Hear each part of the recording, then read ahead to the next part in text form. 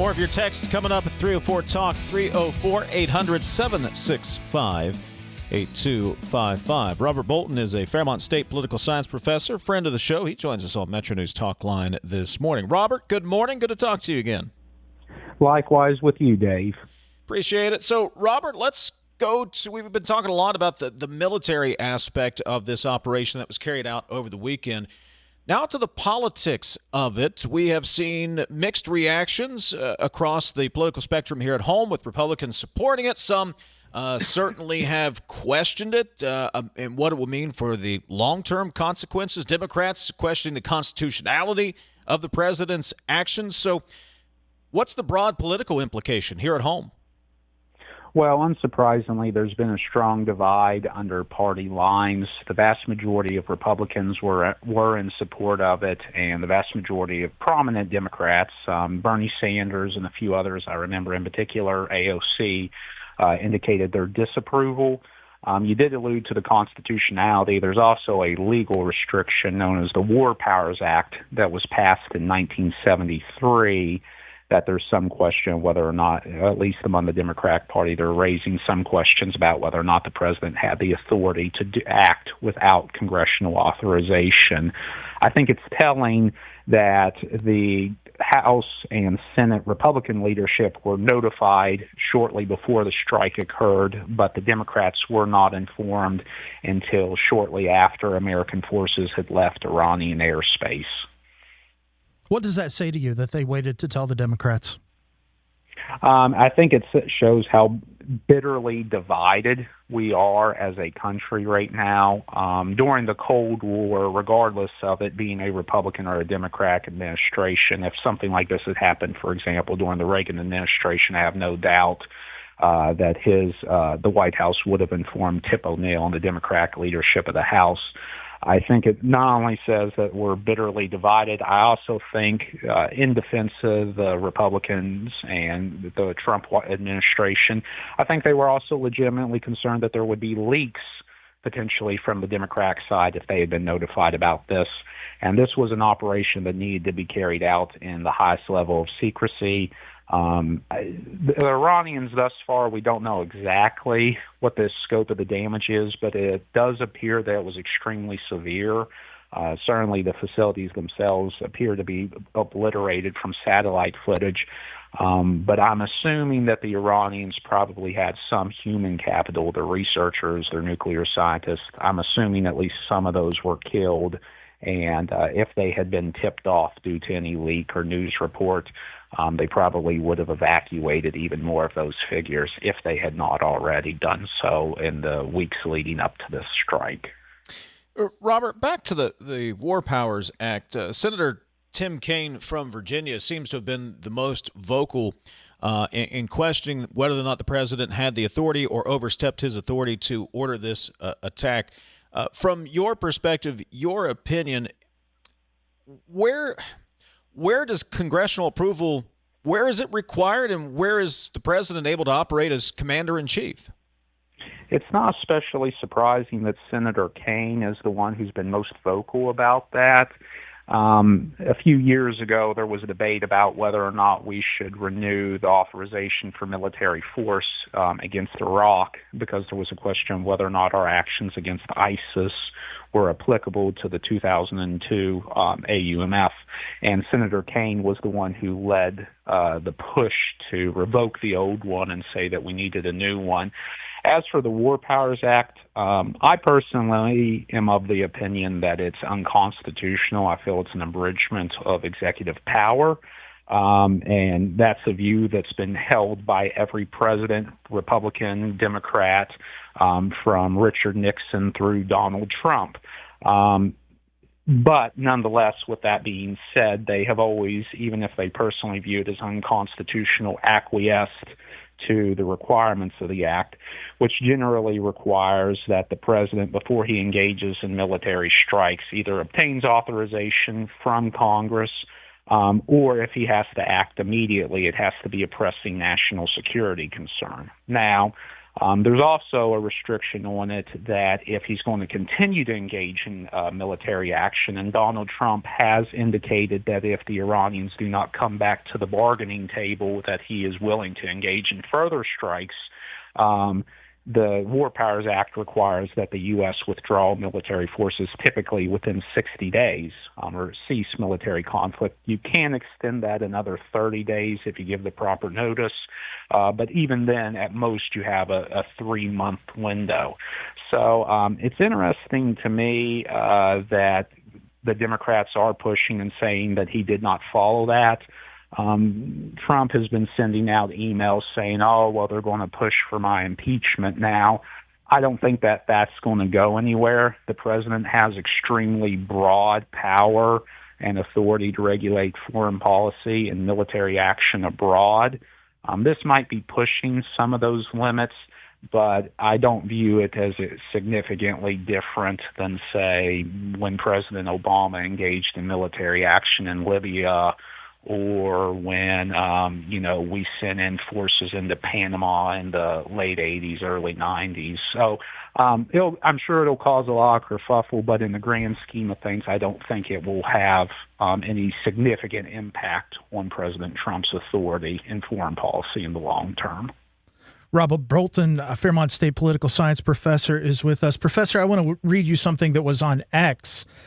This was posted by Marjorie Taylor Greene. She, of course, many would call a staunch Trump ally. She posted this on Saturday night on X. She said, there would not be bombs falling on the people of Israel if Netanyahu had not dropped bombs on the people of Iran first. Israel is a nuclear-armed nation. This is not our fight. Peace is the answer. These kinds of reflections from Greene and others, is there a crack in MAGA when it comes to this bombing, and what happens with that feeling as we move forward? Do I think that Representative Greene is going to be the one lining up for impeachment of Donald Trump or anything of that sort? No. There have been, on the isolationist wing of the Republican Party, a lot of reservation about whether or not we should be involved. And I think some of that is that post-Iraq fatigue for our military adventures abroad. Do I think we are anywhere near any of Donald Trump's supporters abandoning him? To be honest, no, I don't see that. There have been far bigger scandals that have occurred with Donald Trump's administration currently or his prior tenure in office. Do I think he'll get some rumbling from some members? Yeah, but you could say the same thing about when we bombed Syria during his first term. We bombed a few air bases back in 2017. There were some of his supporters who complained then. But I don't see this significantly changing that. You will have some grumbling behind the scenes, but certainly Representative Greene, I don't anticipate her abandoning President Trump or his overall political platform anytime soon. Since we're talking about social media posts, Robert, the president posted on Truth Social, it's not politically correct to use the term regime change, but if the current Iranian regime is unable to make Iran great again, why wouldn't there be a regime change? MIGA, M-I-G-A, Trump wrote on Truth Social. What are we to make of this? Is the president hinting that he wants a regime change? Is he hinting the Iranian people should do something? I guess I'm asking you to read the president's mind, Robert. And I will tell you, just on a personal level, I have no sympathy for the mullahs. There's a lot about Iranian culture and history that's very admirable. But I will tell you, since 1979, the religious clergy that have ruled Iran have driven that country into the ground. We have not had formal diplomatic relations with them since they seized our embassy that year. And they've engaged in, and quite frankly, are probably the leading sponsor of state terrorism in the Middle East today. And if I was the Iranian leadership, I would be deeply concerned right now. The Iranian government has basically brought this on themselves in many ways. You have to remember what started all of this. It was really the events of October 2023 when Hamas attacked the music concert in Israel and killed or kidnapped thousands of people.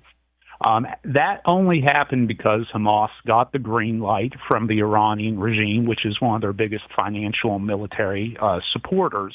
And the reason Iran did that was because they were worried about Israel receiving diplomatic recognition from Saudi Arabia and other potential Arab states.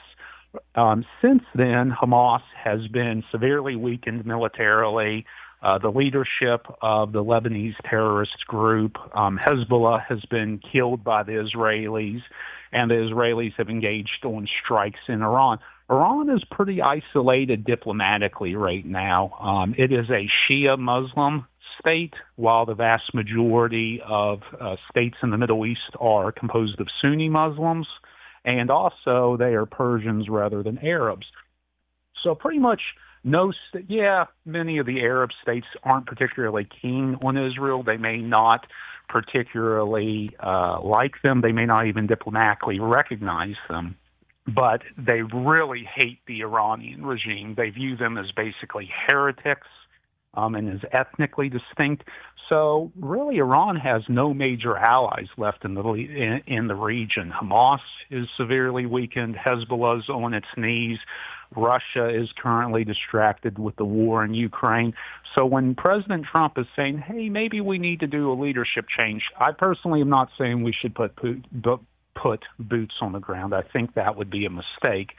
But if I was the Iranian leadership, would I be worried about a drone strike right now? Yeah, I probably would be. I certainly suspect Ayatollah Khomeini is hiding in a bunker somewhere at the moment, and he should be concerned. Pretty much every presidential election for the last 15 or 20 years has seen major riots in the streets.